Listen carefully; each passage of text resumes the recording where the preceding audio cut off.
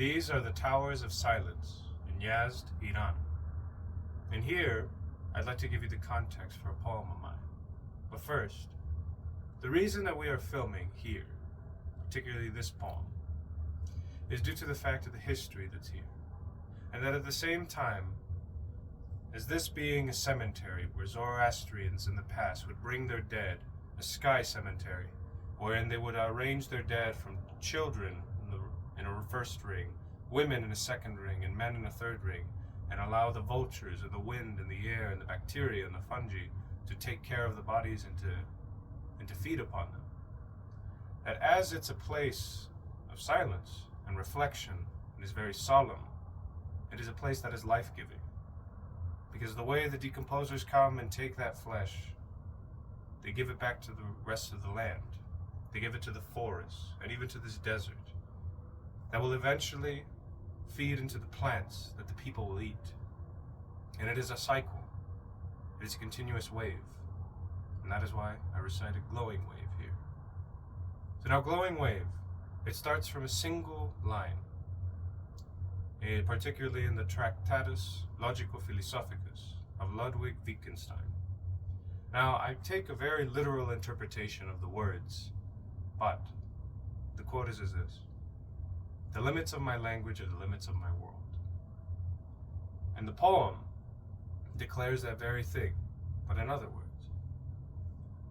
The point is to defend and to say that language, whether it's the old language of the Anglo-Saxons, whether it's the language of the Anglo-Normans or the Normans in England, of Middle English, and of modern English, like Shakespearean, Victorian, or even contemporary with all of our different slang in the inner cities or in the rural areas.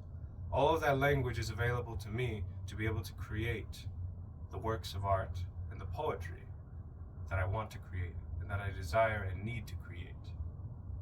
And more than that, the point is to say that language in general, whether it's your lexicon or the diction that you use, or whether it's the languages that you know, that all of it expand your ability to perceive and understand the world. When you learn Mongolian or you learn Turkic, you then start to understand the Tengri and the nomadic people's way of life. When you learn Farsi, you start to understand the Zoroastrians, or even if not them, the Persian people, back to the roots. When you learn Arabic, you learn the Arabic world. When you learn Spanish, you learn the Latino and the Spanish world. And same thing with all the other languages. When you learn these languages and intake them into yourself, you physically are altering your own mind to be able to understand. And you're altering your perception to be able to communicate. And in a certain way, when you speak these other tongues, you become these other people. You share in what they know. You share in what they feel.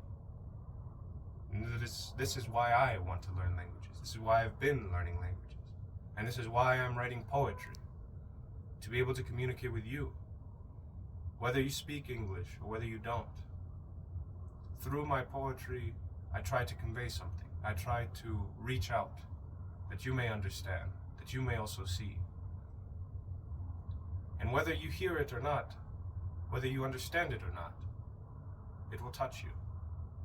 For music touches places that even words alone will never reach. And that is poetry.